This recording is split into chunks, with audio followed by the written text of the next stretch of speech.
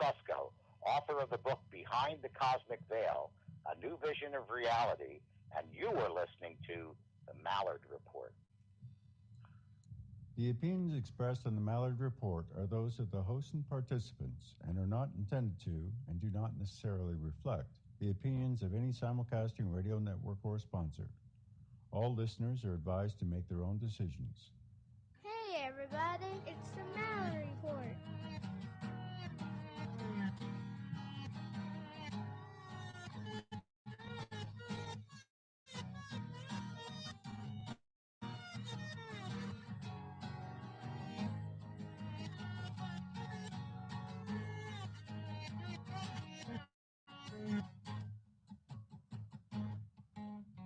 It's the Mallard.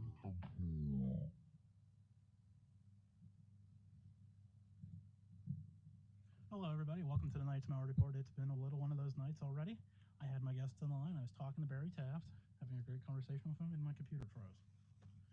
So I'm glad to be actually live on time. So let's get him back on the line here. Okay, I hit my head off the here for that the microphone. That's always special, but what can you do? You there? Yeah, I'm back. Had to restart my computer. You know, like we were just talking about live radio and what the wonderful thing it can be. Yeah. Well, exactly. I want to welcome you to the Mallard Report, and I'm just blown away that you'd even think about coming on my little show. So, part of this work is communicating with people, and if you're not willing to do it, then don't do the work. That's true too. At least you're doing the work, because there are people. Yeah. We were just talking about those people that just, we'll get into that. Okay. But first, it's barrytaft.com, right? No, but my website? Yeah. No, barrytaft.net. Oh, okay. I'm sorry. I want to get that out there before I forget, because I will forget here. Right, net. And give me the title of the book. I don't have it right in front of me. Okay, it's Aliens Above, Ghosts Below, Explorations of the Unknown.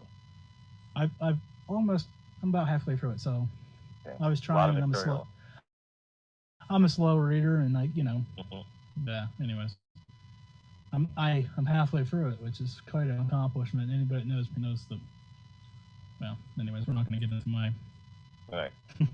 my peril. So, what's on your plate right now? Where are you? What are you doing currently? I mean, everybody knows about all. Well, I don't know about all the old stuff, but where are you at today?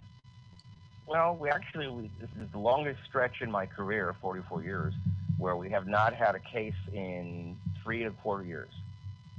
The last case I investigated was March 8th of 2009, and it's a little strained. I can tell you what's probably going on. I've investigated a little more than 4,000 cases, most of which begin and end with one interview.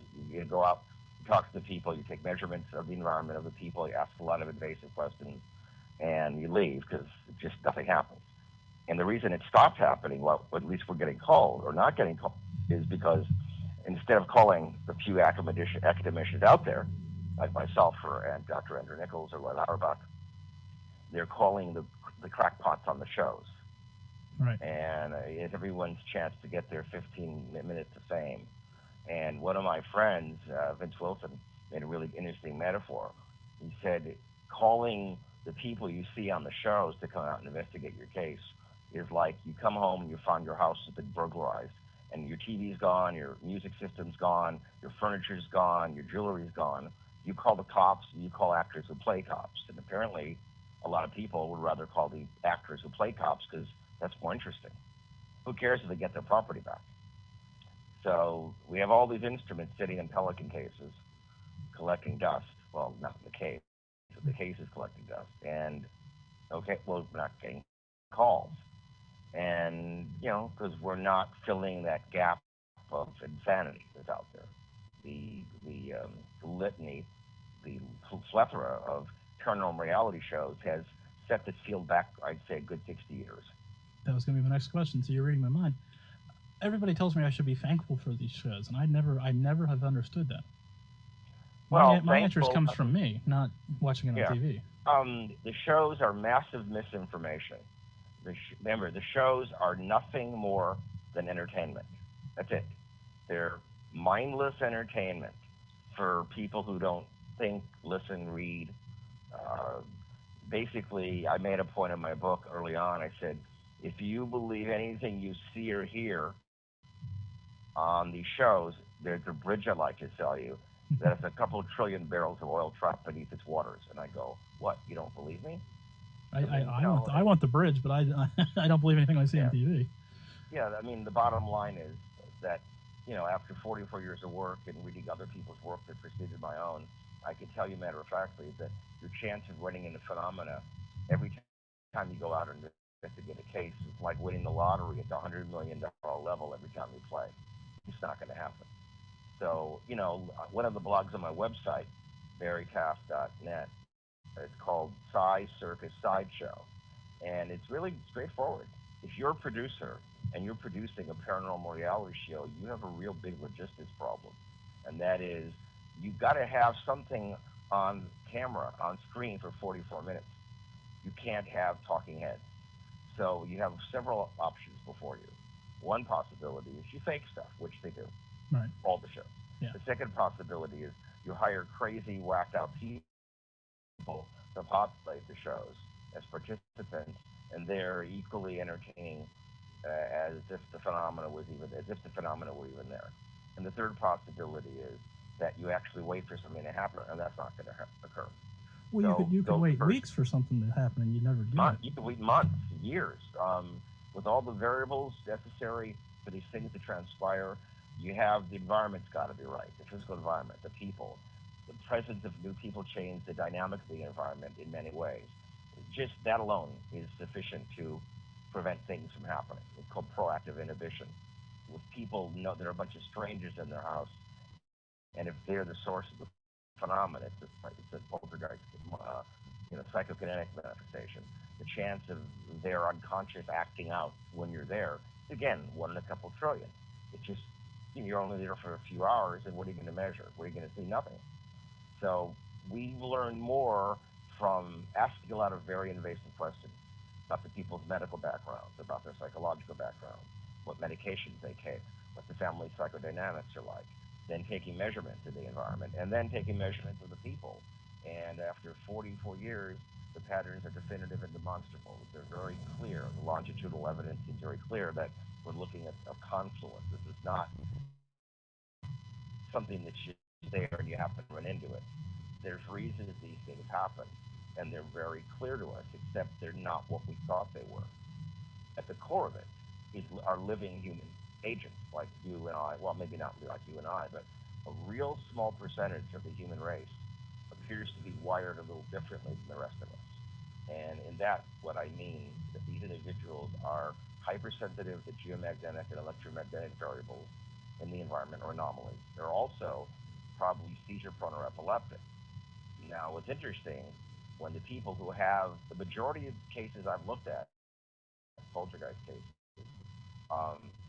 the people tend to be seizure-prone or epileptic, even though they may not even know it at the time. They've never been kindled to the point of having a seizure. So when they do have seizures, they start taking medication to stop the seizures. The seizures stop, as does the phenomena. But here's the problem. While the majority of people plagued with these phenomena, it's related to them rather than the environment or both, tend to be seizure-prone or epileptic. Most people who are seizure-prone or epileptic are not poltergeist agents. So that means there's a missing or unknown variable. Somewhere in the middle, there's something no one knows about. And it could be an unstable emotion. It could be hypersensitivity to environmental variables. We don't know. But all we know is there's no instrument on Earth right now that can measure a ghost. You can't measure what you don't know. The instruments that exist that measure electromagnetism and gravity and ionic fluctuations and geomagnetic things and whatever, that's all we know about. You can also measure nuclear, which are.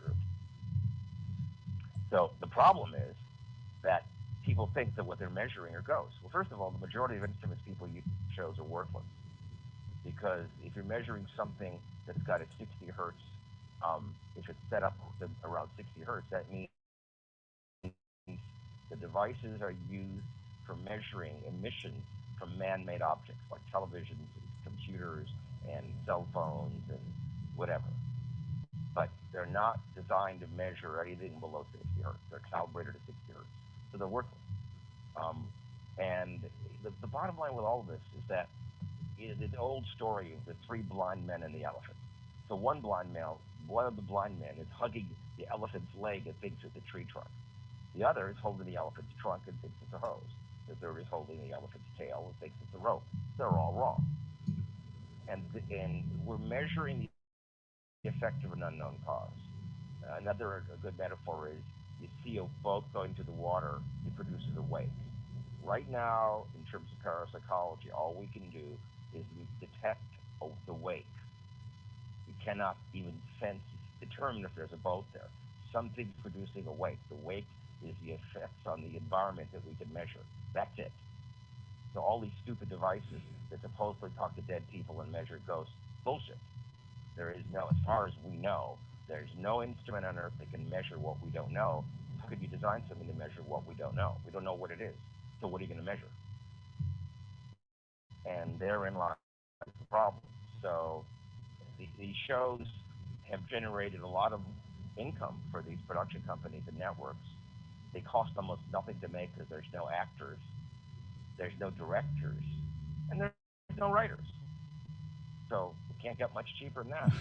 And that's why more and more of these shows are out there. The newest one to hit the airwaves, cable, was a couple weeks or 3 weeks ago or 4 weeks ago, called Chasing UFOs. Oh, that's going to be awesome. That's even better than a ghost hunting show because you can just show tapes from the studio. Well, what it is, it's a combination of Finding Bigfoot and UFO hunters. It was the most idiotic, moronic, stupid, foolish piece of garbage I've ever seen. I renamed the show The Three Stooges Chasing UFOs. Yeah, I tried to watch Finding Bigfoot once, and wow. I mean, I know one of the people. I don't know of the person. I know of one of the people on the show that he's produced two really good documentaries in ufology, and the show is it's setting the field back from 60 years. But they're making money, so what do they care? And what's sad is the people on the show, the two guys, are now saying that the show was hijacked away from them. Well, of course. That might be true, but if that were the case, a lot of the idiotic, asinine statements these clowns are making on camera, they wouldn't be making. Because they realize they'd look like absolute idiots in front of the public. And, I don't know what the ratings are, but I know everything I've read online, most people think the show is stupid. Of course it is. It's a joke. The people that created this, the production companies and networks, think all this stuff is garbage to begin with. If you have garbage going in, you're going to get garbage going out. It's real simple. If they don't respect the genre, they're not going to do it any good. No, they just see it as a cash cow. Right. They're spending very little money and they throw out garbage. It was for the most part, over the last 20 years, National Geographic, the channel, a cable network, they've done very skeptical reporting on ufology and the paranormal. I mean, almost consistently. And then last year, things began to change. A few things popped up. They had a couple things that were interesting, and then they put on a show to promote this book called by Amy Jacobson. I forgot the name of the book, where she about Area 51 declassified, and it was just her historical information was quite accurate. But then she segued, and this was the big push of the book. Was the core of the Roswell case was nothing to do with aliens. It was actually Russia linking up with Joseph Mengele from World War II, from Nazis, and they dropped off a strange-looking craft in the desert with genetically altered children who look like aliens. And I went, what? I mean, I won't waste listeners' time here, but on my site, on my website, there's a blog called Disinforming the Paranormal and Ufology. I get into all the details. I mean, it's a joke. But the National Geographic Network set up 3 hours of time dealing with this book and the fallout. And that's a lot of time and money put out to promote a piece of garbage, unless it's disinformation, which it is. Yeah, 3 hours of TV time is a lot of time and a lot of money to put. Yeah, exactly. So my guess is that there are people just trying to manipulate us with regard to UFOs. Ufology, they don't want us to know certain things. The question is, What was so important last year we weren't supposed to be able to pay attention to it? That's what I want to know. So, these shows are trash. I mean, they're mindless entertainment for people with room temperature IQs. It's just very, very depressing. And I was contacted by the man who created the very first one before the series was even in front of anyone's desk to look at. He approached me, one of my colleagues, and I didn't know who the guy was, but my colleague did. And I told him, look, most 99.999% of the time, nothing happens. He said, oh, yeah, but we're just going to fake it. Okay. And then he said, and then when something does happen, we'll make it look like a hoax. I said, well, that's just good reverse logic, but I can't be involved. Why? He said, I said, well, because I don't want to throw my career away for this garbage. Okay. A few years go by, the same production company calls me back with another show they're doing. They wanted me to help educate the young people on this show, the new ones I'm going. And it's in what? Physical sciences? No. Medical sciences? No. Behavioral science? No. What in? Oh, how to chase a demon. I go, when you guys wake up and stop smoking, let me know. So I said to them finally, for the sake of discussion, what kind of money are you talking about? Oh, we're not going to pay you. Oh. What? No, we're not going to pay you. We'll use you to promote the show and get ratings, and you'll just be on television. I said, well, now I know you people are brain damaged. Thank you very much. That was it. I mean, pay you nothing? I mean, even... No, they're just going to use me to promote the show and help them, but I would, you'll be on television. I said, I've been on television. Thank you very much. I know. It's just, And then early this year was the worst of the worst. Production company, I forgot the name of it, called Raw, R-A-W, they're in England. They do a show called Paranormal Witness on Sci-Fi. So they want to do a show, the San Pedro case, okay? They interview me, and they talk to Barry Conrad, and they talk to Jeff Wheatcraft, they talk to Jack Hernandez, and so they come back at me, and they want to do a show. So they send me a contract, and it said the payment was adequate given the amount of time I'd be spending on it. But it said, for the first time I've ever seen this, they have the right to disinform, misinform, libel, slander me, embarrass, humiliate, everything. And not only can I not sue them for doing this, but I can't even make it public, or they can sue me. So for them, is this a joke? That's... Like, what do you mean? I go, you people are out of your minds. Are you insane? Well, you want to do the show? I said, yeah, add 4 zeros to the contract, and I'll think about it. And what? I said, you people are nuts. Why would I do a show when you're telling me right up front that you're going to try to discredit me and humiliate and embarrass me on the show to get ratings? I said, yeah, I need some extra money. I'll let you do it, and then I can retire. I said, you people are nuts. But you could do this by yourself and discredit your own self and go all batshit crazy, pardon the phrase, but...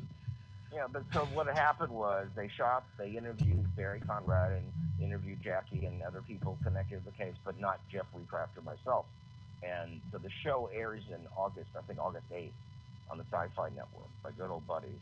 And I already told the production company, but I haven't told the network, if my face, my name, my voice, my likeness appears on that show, they're going to be sued. I'm going to take them to court. Because not only did I not sign the contract, I didn't sign a release. So what they do is they show clips of real footage, but they do a lot of reenactments. Then they have current interviews with people. So I don't care what they do, as long as my name's not connected with that show. And I told them, if you don't believe that I go after people that do this to me, you're going to learn the very hard way that I do. And so I don't care what they do, as long as my name, because the shows are, what I've discovered through friends, a lot of reality shows, not paranormal ones per se, but a lot of them in general, are going out of the way to lie to the public about their participants to get the ratings up. And a lot of the production companies are being sued, as are the networks, by the participants because they're being lied about. So... But if it's in that contract that they gave you... Yeah, exactly. Why would I? My friend said, if you sign this, you're nuts. I told them, you people are out here, and I said, okay, fine. I warned them 3 times. If this thing goes on television with my name, my voice, my face, my likeness, you're going to see the inside of a courtroom and you're going to lose. Now, one thing, I didn't sign a contract, but I also didn't sign a release, which means they don't have the right to use anything about me. So, I mean, it's chapter 3 of my book. Yeah, they could reference my book, but I mean, given what they're probably going to do, I just would prefer they just leave me alone. Yeah, I believe you on that one. That's just. But, you know, and the other thing they demand, they didn't want me talking about the contract to anyone or showing it to anyone. Well, of course not. They look. Yeah, exactly, because then people realize what kind of crooks they are. So I said, I hope you put me on the show. I need some extra cash. It would help. It's just. No, I've never. It's one thing to be a criminal, right? But to be that blatant about it is really frightening. I mean, it's really disturbing because most of the time thieves at least try to cover their backside and make it look like they're not doing anything. People were about as blatant as I've ever seen. Not just they wanted to use you, they were going to use you by discrediting you to get ratings and then probably never pay me. But that's not the point. You want to pay me, the amount they offered for the interview was $750, which is fine. But if they want to lie about me to the world, discredit me, add 4 zeros to that, 7.5 million as damages, and I'll think about it. I'll change my name. Who cares? Yeah, but I mean, 40 years of research isn't worth $750. No, of course not. I mean, even my 4 years of research isn't worth $750 to me. No, it's the show, maybe. I might sell for $750. Yeah, but the whole thing is the whole field has gotten crazy, and it's driven by ignorance and stupidity. It's the only parapsychology, or I should say paranormal, the paranormal field, is the only area of science where one does not need credentials to work in it, because you can say anything or do anything, and most people don't know enough to know that they're being lied to or misquoted. Parapsychology is a real science. These people are not parapsychologists. They're basically people running out there in the middle of the night trying to find demons because they believe what they see on the show. That's what I want to ask you. That's you're right to where I wanted to go with you before I make the change here. I see a lot of people claiming to study parapsychology or being a parapsychologist, and I mean, I like I said, I was telling you off here, I respect your work. I'm just that little ant trying to climb up the Rocky Mountain right now, trying to get everything back in perspective. Based, thought you know what you're doing, going all else well, and then you realize that you're just being foolish. Now it's time to get actually where you need to go. But tell me what are some markers for? I mean, not markers, but questions that if I have another parapsychologist on, what should I ask them to see where they're coming at it straight? A parapsychologist is generally defined as a scientist who has academic training in one or more areas of science, and they learn the scientific method to go out and investigate paranormal events.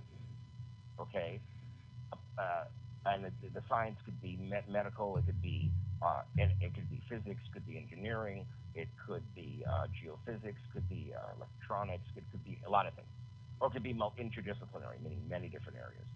Okay, paranormal investigators or anyone who has an interest runs around thinking they're chasing ghosts because they've seen it on television. The bottom line with all this is, if one does not know how the physical world around them works, how can then, and that's the bottom line. So if you don't know how the physical world works that you live in, how are you going to know what it isn't supposed to be? You ask the average person, just the average person, why is the sky blue? They don't know. Actually, I do. I don't know. I read. Somebody told me that you were going to mention that, and I went and looked because I didn't know. So I'm not going to lie. Yeah, and another thing. But then I read it and I went, oh yeah, I do remember that from school, but I didn't, Yeah. The atmosphere we breathe every second of our lives, what is the primary gas that's composed of? And most people say oxygen. No, it's not. It's nitrogen. I mean, these are simple, silly. We're going to understand the world in which before something is paranormal, before you assume it is, you've got to rule out every other possible explanation. So that means you've got to know something about physics and electronics and engineering and perhaps some areas of medicine.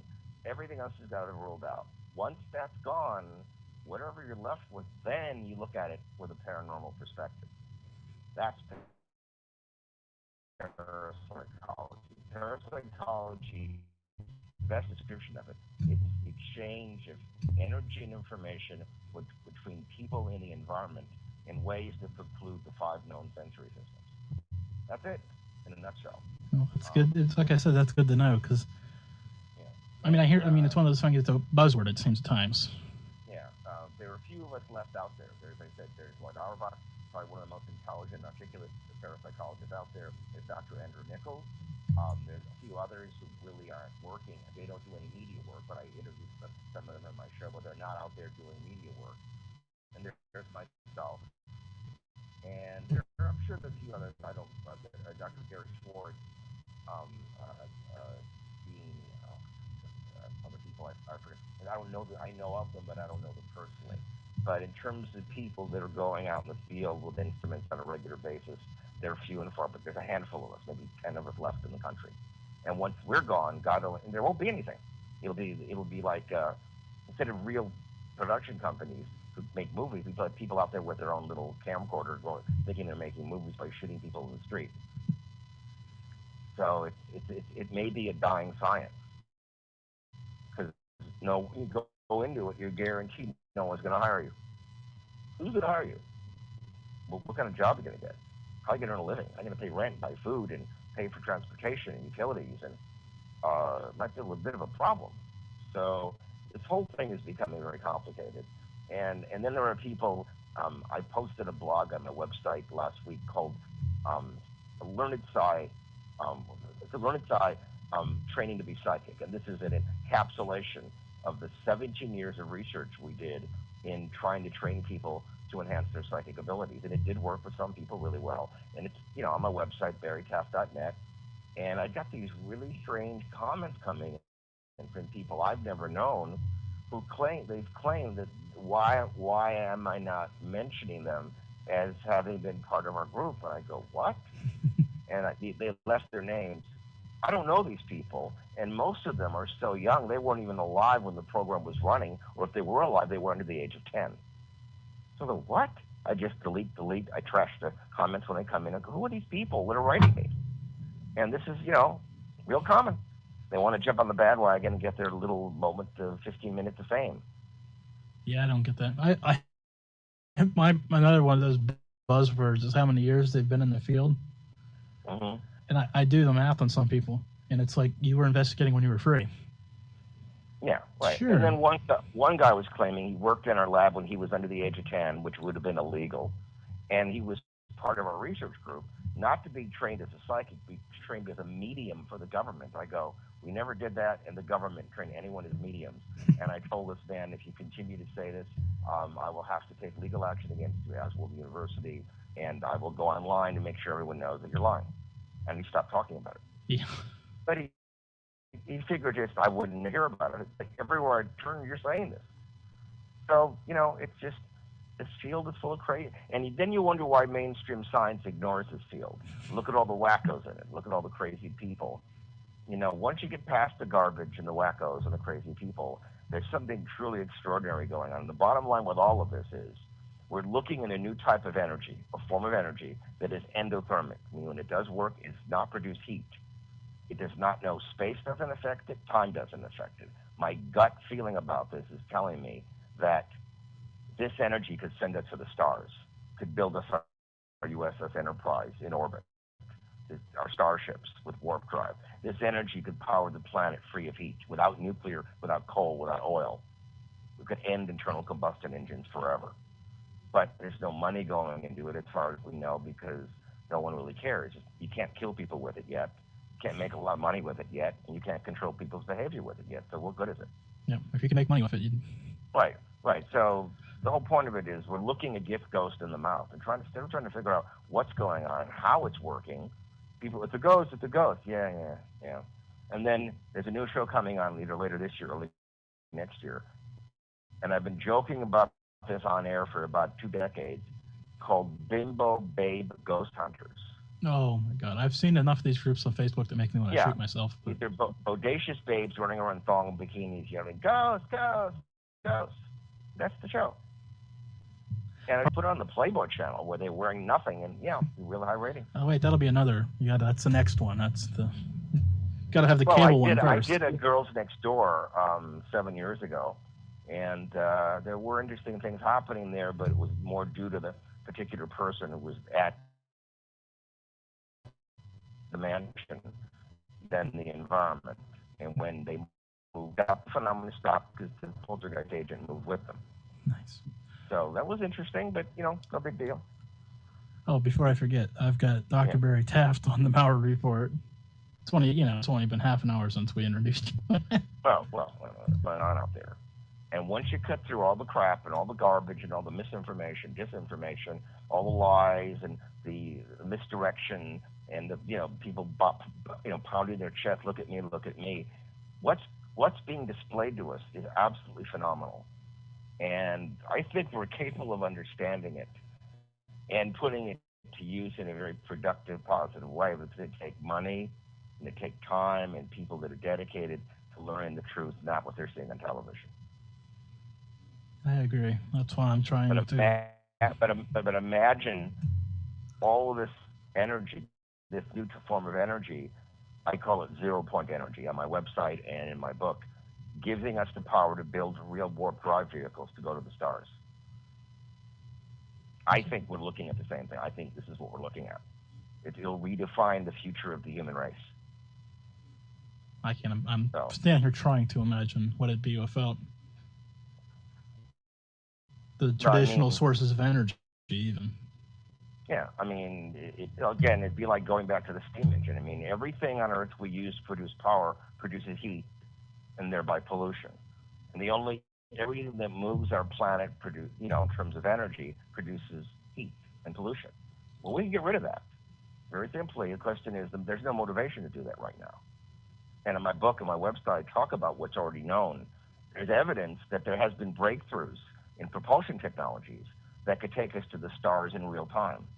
Nothing's going to be done with it. There's been breakthroughs in terms of power generation. The Nazis were playing with the end of World War II. 0 point, they didn't call it that then. And they were experimenting with it. Had the war gone on for a few more years, they would have won. If no one's talking about that. Why? Because it's a major paradigm shift in the way we exist. Everyone would benefit, energy companies. And they have enough money right now to keep it under the rug. Right. And again, if you're making trillions of dollars a year, you're not going to give that up because someone's got a better mousetrap. I don't blame them, to be honest with you. But, we are going to run out of energy eventually. And the Earth will. And one last thing I want to say about this energy thing. There is global warming, except we are not the cause.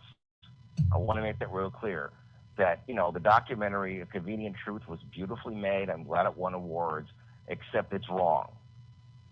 If we're causing the problem on Earth, why is Mercury, Venus, and Mars heating up with us? So why are they heating up? Because the sun's heating up. It's expanding, cyclic variations over time. Before humans existed, the Earth got hot and cold. Long after we're gone, the Earth will get hot and cold. Our part of this is like lighting a match in the middle of a nuclear detonation. We are not contributing to it. Probably less than 1%.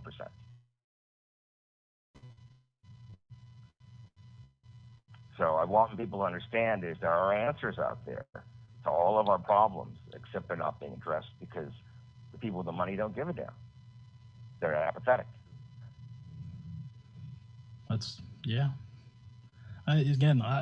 I'm totally agreeing with you, and I guess I didn't even know that the other planets are warming up. So you just enlightened me a little bit about that. Of course, my thought was, how long have we been recording temperatures? Only a couple hundred years. So how can we say that we know everything if the Earth's millions of years old? They can measure it with ice core. They do ice cores and tree rings and all that, and they know that long before humans lived on the Earth, the Earth was hot, then it was cold. It was hot, then it was cold. It was hot, then it was cyclic variations. And we know the other inner solar system planets are heating up along with us. But see, they're not talking about that when they do the documentaries or these shows. Why? Because that destroys the idea that we're the responsible ones. We are not the responsible ones. People should do their homework and read. Don't believe everything you're told because it's a lie. It's entertainment. That's all it is. It was a beautiful documentary, well produced, written, directed. Everything was great, except it was a lie.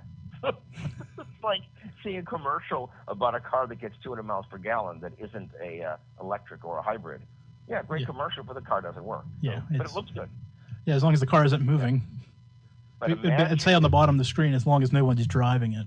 Yeah. I love those disclaimers on the bottom of those commercials sometimes. Imagine if every building, every car, every truck had a black box that drew on this power source. That's ubiquitous, very likely. And it powered everything without internal combustion. Planes and trains, we have aircraft. We already have technology. You can fly anywhere north and under an hour, but it won't see the light of day. But imagine planes and trucks and all that. No more internal combustion. No more gasoline. No more oil. We don't need it. You think the people that make all that will want to give it up? No, who cares? Maybe in 100 years we really are out of it. Oh, guess what we found? Look, it's right here. But didn't you have that back in the 70s? Yeah, but we want to make a couple $100 trillion extra, so that was it. I had a friend tell me that they're on. Well, they have obviously the old watches that would wind themselves. Somebody converted that to charge their cell phone. Yeah. I mean, it's close. Yeah. There's some, I'm not the person to be telling you about this, but of course, do you think that would go anywhere? No, because all the people making chargers and adapter cords and this, that, and the other.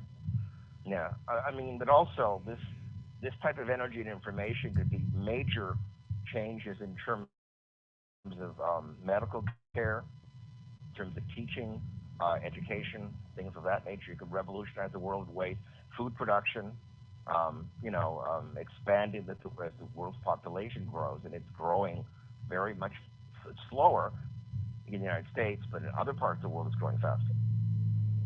So, the whole point of it is very people are apathetic. If it doesn't affect their life immediately, they don't pay attention to it. It's not relevant. Well, what was that movie you saw? Oh yeah, well, whatever. Remember in the old days, decades ago, when films came out, it would take years before they were on a video cassette or on television. Now it takes from 4 to 6 months when they're on video. If that long. And about that long to be on television. Why? Because when the memory is fresh, they want to make as much money as they can. So everything's changed. Yeah. So if you don't want to spend your money, pay $4 or $5 to park, and then spend a fortune on your concessions. Yeah, $20 on a popcorn and a drink. Are you kidding? Yeah, exactly. So I'm much more discretionary in terms of what I go to see because it's on TV in 6 months. Yeah, it just blows me away. It's sad. But so there is a bright new world out there. The question whether anyone alive today will live to see it. And it feels like in trying to bring this to people, like I'm trying to sell a car to a caveman. They're like, huh? What's the big deal? I don't get it. Well, they'll get it when there's no more power. They'll get it when the price of gas is at $12 a gallon. Then they'll get it. Don't say that. That just might just. No, I mean, it will happen. I know. I'm not. It's just a question of when. If another war erupts in the Middle East, the price of oil is going to go. It's going to double. It will. I agree. It's just horrible. It's just a question of they'll squeeze every last penny out of us. They don't care. The profit, the amount of profit they've made has gone so high every year, every quarter. It's unparalleled in human history. At the same time, we see that these big bankers in Wall Street are robbing us blind. Why? Because they can. It's true. It's saying it's apathy. Well, I want my money. The hell with you. And it's just attitude where who cares? I want what I want, and I'll be gone, and then it's your problem. It's troubling. It's a weird world. It's an odd place we live in. But again, there's something really absolutely extraordinary, exhilarating, mind-boggling, almost, earth-shattering. The power that's available that we could use to change our world for the better is right in front of our face. Because we can't see it or touch it, smell it, taste it, we're tending to ignore it. All right, Barry. Like I told you, I'm gonna wrap it a little short with you because I got another guest. Okay. But I want to bring you back on. Okay, sure. I'm going to be talking to you on Facebook about other things too. Okay. So, it's been an honor for me. And thank you. It's a pleasure to be on your show. And I want to thank you again. And like I said, I'll be talking to you on Facebook about some things and some other, Okay. Don't lose my number, so to speak, because I haven't last year. So, All right, thanks, Barry. Thanks a lot. Bye-bye. And that's Barry Taft, and go to barrytaft.net, and I've been there. It's a great site. But right now, I want to move forward to my next guest, and I'm trying to bring the show a little balanced tonight, even though it's a little off kilter. Hello? Dave. Yes? Right? Jim. Right. You're live, by the way, so don't say anything incredibly stupid. Hi, everybody. I've got Dave Considine, right? Yes. Oh, good. I've been worried about that ever since I decided to do it. I was going to do it. I just didn't want to. One of those long names. It should be like Dean or something. Well, with my last name Mallard, it's always that fear that they're going to come on and slaughter it every time. So.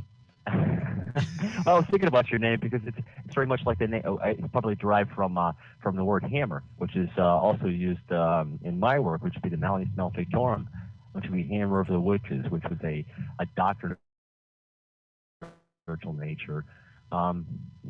Interactions of witches and people that were involved with sorcery of the black sort, things, where they were hurting people and casting curses and people being accused, and they would go in and check it out, make sure that somebody was really doing it. So it wasn't some old woman that was being blamed for something, but it was a lot of different things. But the word itself means hammer, or to smite, or to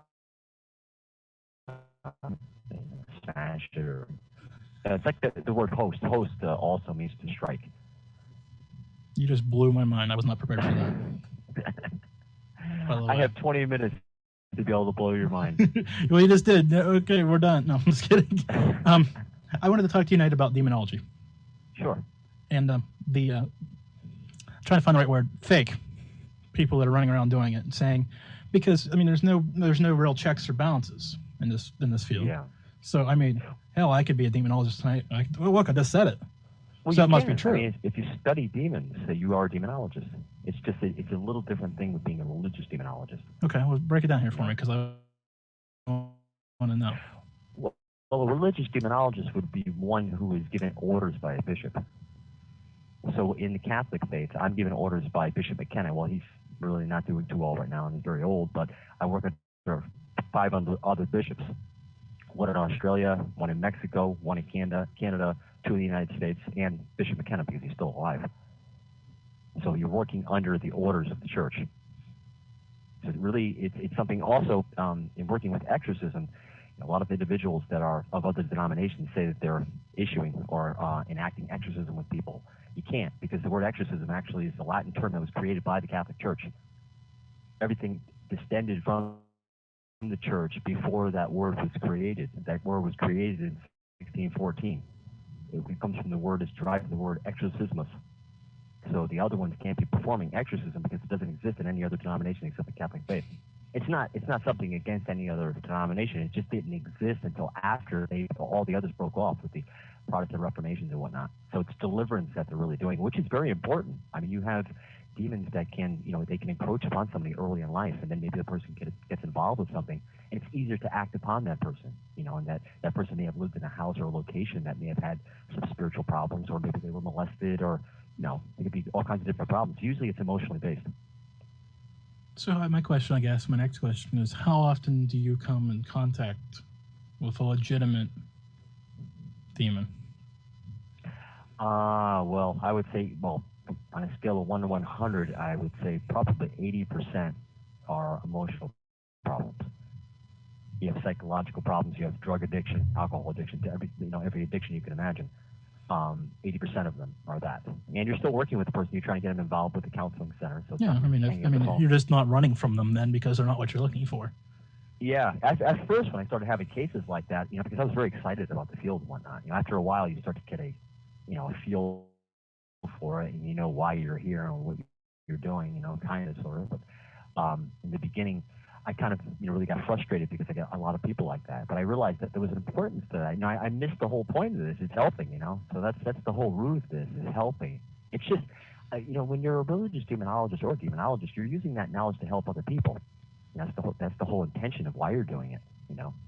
That's really the difference between somebody who's a demonologist, who's an occultist.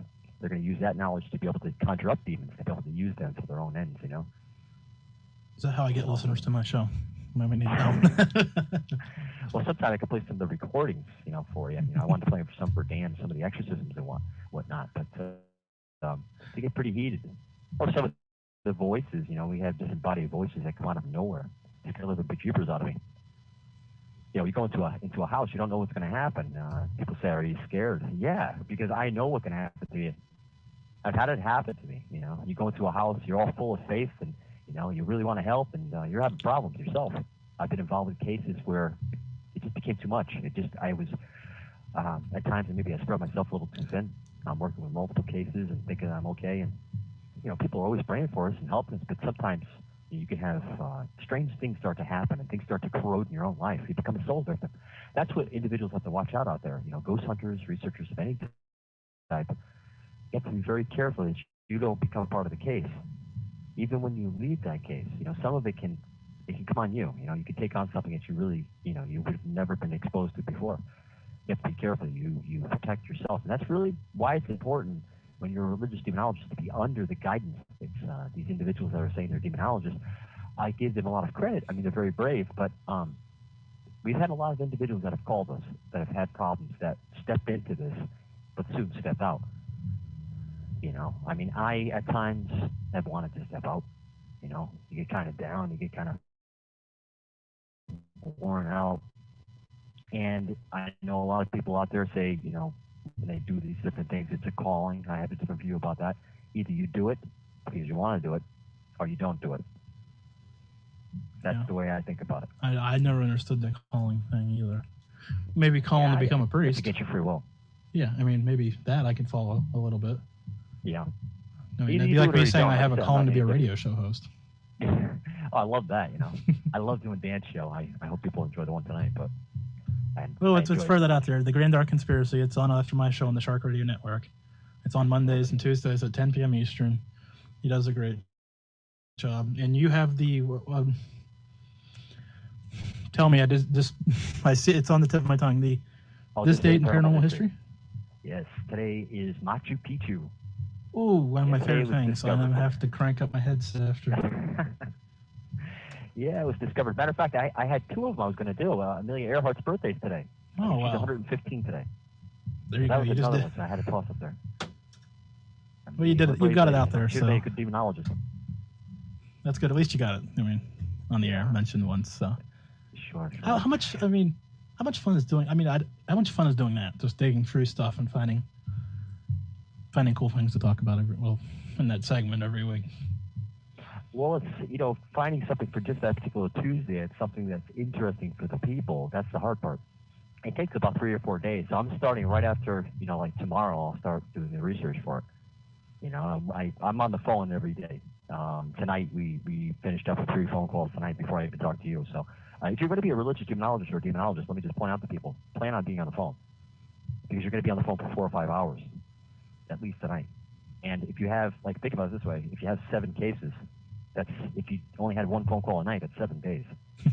So, and you have to break it up. So that's why sometimes we get 3, and then we take a break for a certain day, and then we'll have more. But plan on being on the phone. I get calls like 3 or 4 o'clock in the morning saying that they have something that's in their room. And of course, they're in Michigan, so you have to stay on the phone with them to calm them down. So. Yeah. It is so. When the closure to the case comes, that's really the point that you're looking for, and it's really, I don't know. I have to say, probably one of the things that sticks in my head. We had a case in Missouri. There was this young boy, Jet.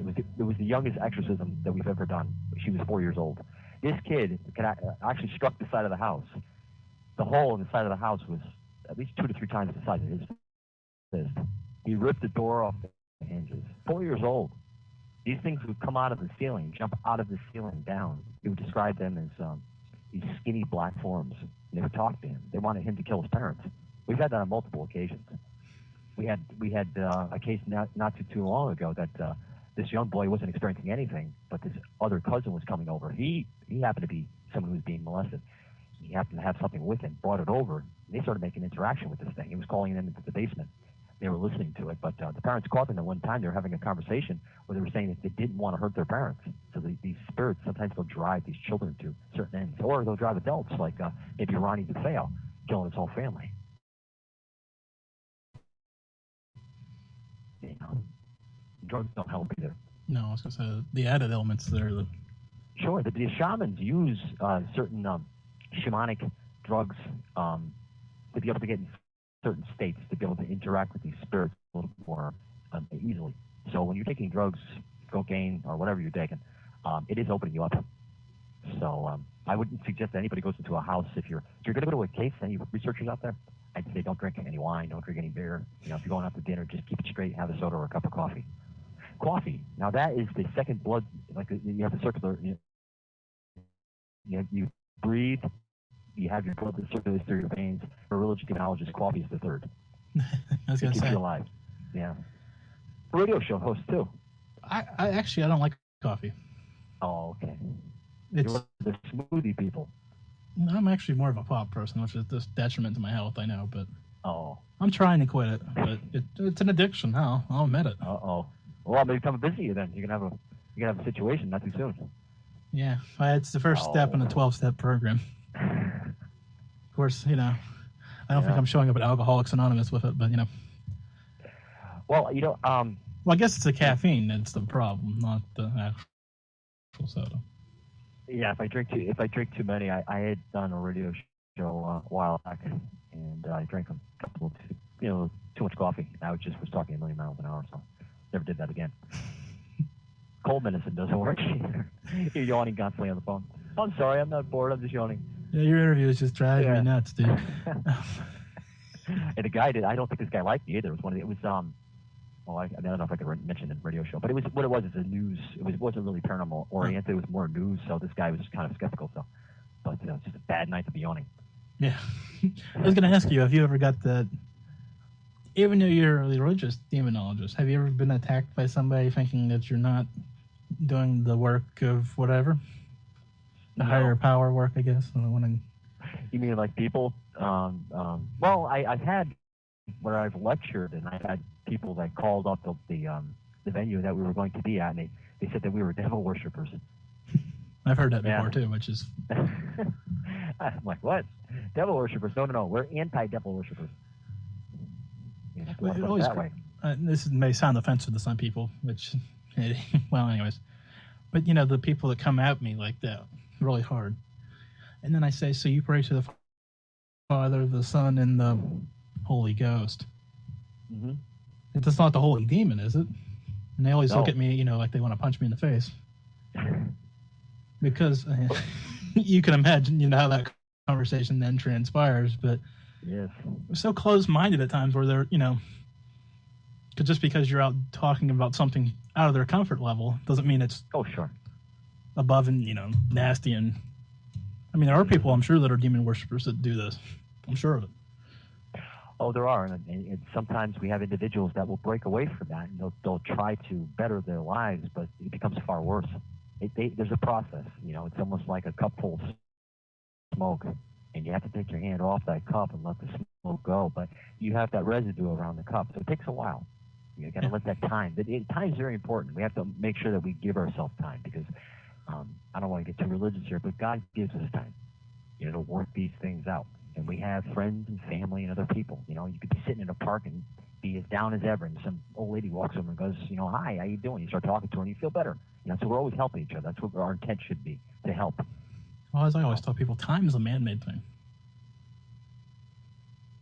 What's that? Time's a man-made thing. It's, we're always looking at time. Sure. That now. Well, you mentioned the word demon. I should say. I don't know if a lot of individuals out there realize that the word demon means knowledge. Did you know that? No, I didn't. See, no. Okay. Yeah. It's we have certain knowledge that's given to us, like you said. Times that we're provided with these things in our world, and but just we have to give ourselves a break. I noticed that one of the things that I have in the cases is that the person doesn't give themselves a break. A lot of times we have cases where the person is so tense. You just have to just calm down, and just take a step back. I mean, if anything, evil wants you to work outside of your moderation. It wants you to work at a level where you're going to fall on your face. It's going to keep you on that serpentine road. It's not going to keep you on a straight one. once you start becoming misaligned, it's like the person's head's over there, their shoulders are over there. I walk into the house, their shoulders are over there, their head's over there, their torso's over there, their legs are over there. I say, how am I going to put this person back together? And I say, well, like I said at the beginning, I can't, they have to. So we have to talk to them. And, a lot of times, we go in and we bring, letters and, recommendation letters and whatnot, so this person can see them, see the work we've done, and they see the programs and stuff. And, they have a better understanding. It's a long road. Sometimes cases take up to 6 years. You watch some of these hauntings or whatever the shows that you're seeing and whatnot, they take a long time. Hell House took 6 years. That case started out with Ed and Lorraine Warren, and I was with them when they did it, when we first initially did it. The case ended up going 6 years. It was resolved by Bishop McKenna. It's crazy. But, it's good, minutes, but it's crazy at the same time. Yeah. I don't know if you're familiar with the show, but no. There's a lot of paranormal shows out there. Yeah, I try not to watch them because they drive me nuts. Yeah, I can imagine. Which is a good thing, I think, in my opinion. Anybody that loves the show seems a little too, you start talking to people and you go, okay. You watch Ghost Hunters, or you're watching this Ryan Buell, or you're watching this other thing. They may have a piece of equipment or something like that the people never saw before. So, there's knowledge there, but there's also, if they're not careful, they can give knowledge that's not so good for you. I'm watching shows where they're putting contraptions on people. They're performing not just an exorcism, or what they think's an exorcism on the show. They're putting something on their head, or they're doing some other thing. You can't. You got to be very careful with these things. You're dealing with emotions. You're dealing with people's lives. And if you're a religious person, you're dealing with a person's immoral soul. It's very important. Yeah, we're going back a few minutes here. I always tell my team the first thing we got to worry about is making sure their house is in order. Oh, yeah. And, obviously that we have to talk about that a long time before we get in the car to go to an investigation. But and it takes a lot of explaining, but that's 90% of it most of the time. Something isn't right. You were talking about being out of alignment, so I totally agree with that. That's where it's at most of the time. Yeah. You have to want to take care of yourself. You have to take that care. Otherwise, something. If you live loosely, you can have problems. Back in the medieval days, they said if you led a loose life, the fairies would get you. Same thing. Just the fairies, demons, elementals. They're all the same name. Now we got people. They're talking about aliens and whatnot. People don't realize there's just a different name. Oh, I forgot to tell you, the Muslims call them jinn. They're all over the place. They're in the air you breathe. I said that a long time ago. Nobody believes me. They're all over the place. They won't interact with you unless you're loose or you do something you're not supposed to be doing. Plenty of people live their lives and don't see anything. God bless them. That's fantastic. That's the way it should be. The dead. Getting close to a minute left. So is there a website or any way to find you? Is he still there? Oh. Guess not. Try getting him back here real quick. Yeah, because I love when that happens. All right, well, if that being said, if there's a website to get a hold of Dave, I will get it in my post-show blog here. I want to thank everybody for tuning in tonight's Mallory Report. I had Dr. Barry Taft, who was phenomenal, barrytaft.net, and religious demonologist Dave Considine jumped on for a few minutes. He'll be back here sometime for a full show, and I promise he'll probably blow my mind some more. I hope you took something from tonight's report. If not, I hope you enjoyed it. With that being said, it's time for me to start playing this stuff and get out of here. Good night.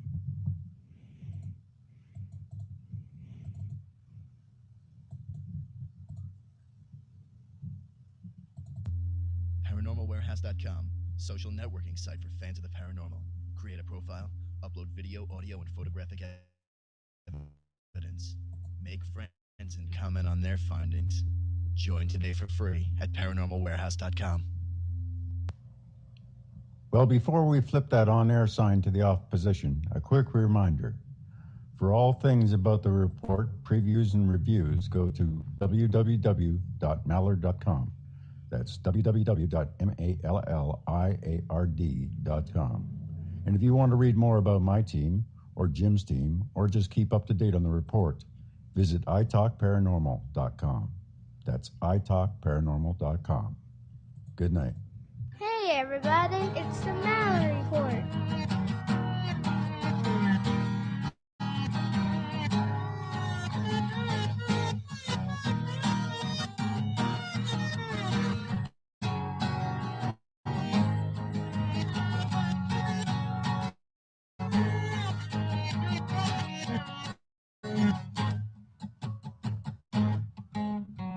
It's the Mallory.